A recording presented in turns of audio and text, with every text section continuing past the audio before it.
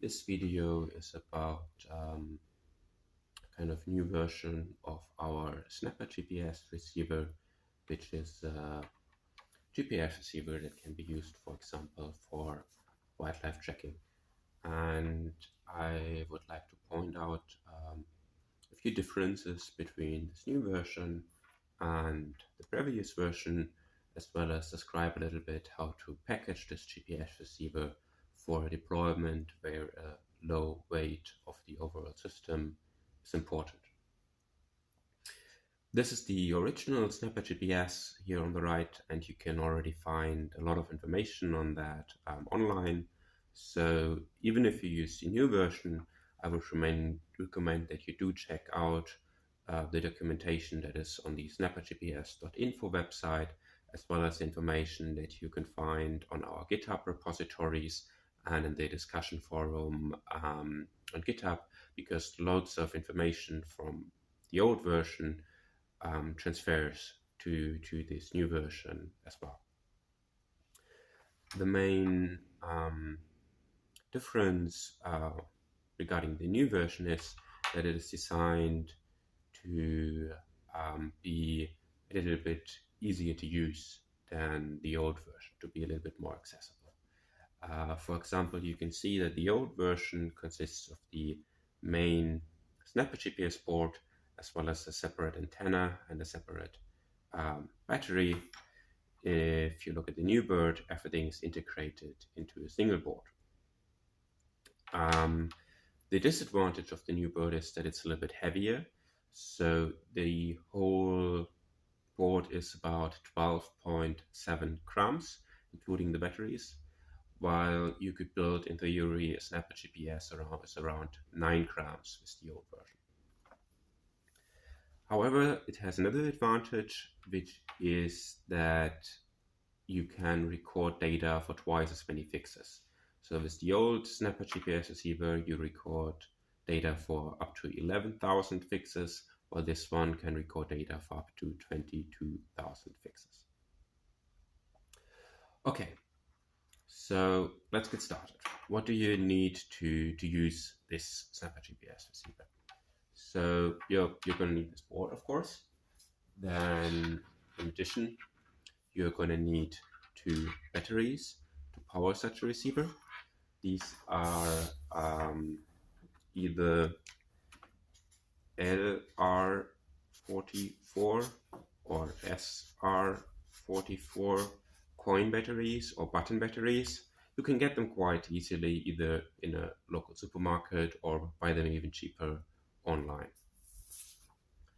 Then in addition, you're going to need a USB-C cable to connect it to a device to configure the GPS receiver, and then finally you're going to need something to package your GPS receiver, but we will talk about that later.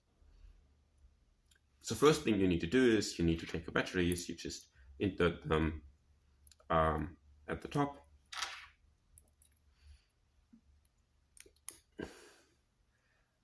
The red light should probably flash, and then you take your device you want to use to configure the receiver. You can use any kind of like computer or even like an Android phone or an Android tablet to do that. You can just connect it via USB and then go to the snappergps.info website, hit configure, and then you can see that either your SnapperGPS receiver connects automatically to the website, or you might have to hit pair receiver here, and then you will see some information about your GPS receiver. One important thing you want to check out immediately is the battery voltage, which should be around 3 volts if you inserted new batteries. If it's significantly below 3 volts, there will also be a warning down there, and you might want to use different batteries to ensure that you can power the receiver for the whole deployment.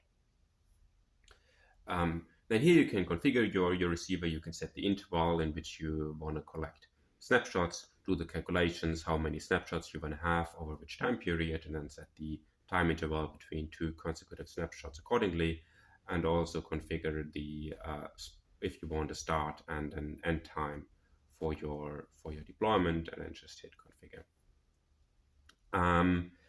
So and then you're basically done. You can unplug your GPS receiver, and so here I didn't configure it. That's why you saw like red light flashing.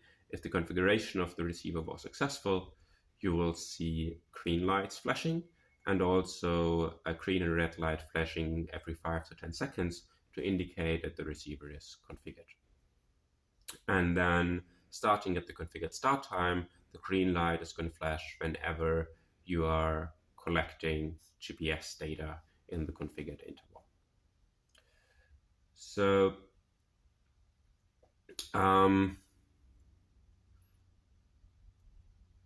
now we can talk a bit about packaging the GPS receiver if it's configured. So there are lots of options to do that. You can get like a plastic housing, for example. But if you want to do it really lightweight, two options that we describe also like in our discussions forum on GitHub are either using heat shrink wrap or using vacuum sealing. Vacuum sealing is a method that's, for example, used if you are used to, for example, have a lot of meat in your fridge or freezer, and then some people would vacuum seal that to make it more durable if they store it in the freezer.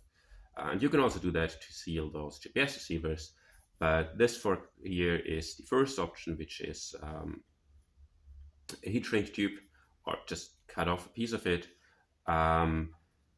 You insert the receiver in the tube, and then what you need to do is you need to heat up the tube with a lighter, for example, or a candle, or a hot air gun, and then the heat shrink wrap is going to shrink and it's going to seal off the GPS receiver. The idea is that this should be waterproof. However, usually it's immediately not super waterproof. So what you then want to do is you want to take some pliers, for example, or just something metal that you can also make hot. And then you take these hot pliers, for example, or a hot iron that you use for ironing your clothes. And you apply that again to both ends of the heat shrink wrap to make sure that it's like properly sealed and actually waterproof. So then you've got your configured receiver in this sealed, hopefully waterproof heat shrink wrap, and then you can take it to a deployment site. The first thing you want to take care of is that this receiver will record at the configured start time a little bit of data to calibrate itself. So you want to make sure that when you reach your deployment site at the configured start time, that this receiver is outside and seeing the sky to record some data from the GPS satellites to calibrate itself. For this, the receiver needs to point upwards because it uses a so-called patch antenna, and these patch antennas only work if they point towards the sky. If they point sidewards or downwards, you're not able to collect any GPS data. So whenever you use the thing, you need to make sure that it points upwards, or at least roughly upwards towards the sky.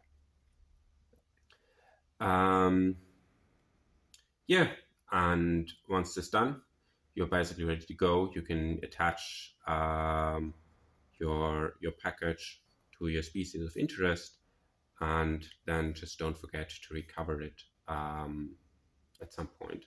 Then you just do the same as before.